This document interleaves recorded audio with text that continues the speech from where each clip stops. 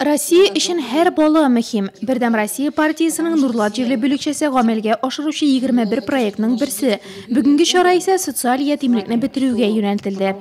Реализуя вот этот партийный проект, Россия важен каждый. Әлеге партия проектын тормышка ашырып, без тәрбиягә бала алган барлык гаиләләрне, балаларны берләштерәбез. Бергәләп алырга ярдәм итәргә телибез. Алар бер нәрсәгә дә мохтаҗ булмасыннар иде. Нурлатның 68 әти-әнисе гаиләләренә бала алып, аңа күңел җылысын бирүне кирәк дип тапкан.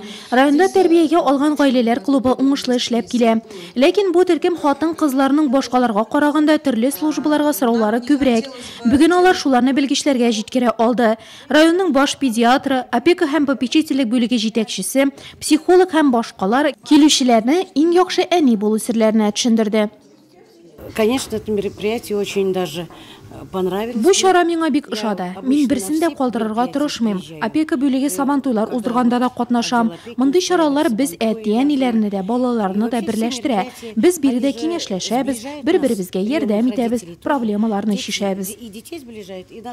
Әниләре түгәрәк стәл артында аралашкан чакта Людмиланың тәрбиягә алган 2 баласы шундый гаиләләрдә тәрбияләнүче башка кыз малайлар белән бергә спорт ярышларында катнашты, флешмоб уздырды. Чара азагында барысын да шәй табаны көтеп торды. Монда инде әниләрнең һәрберсе үзенең иң яхшы әни икәнен исбатларга тырышып, тәм-томнар пешереп килгән иде.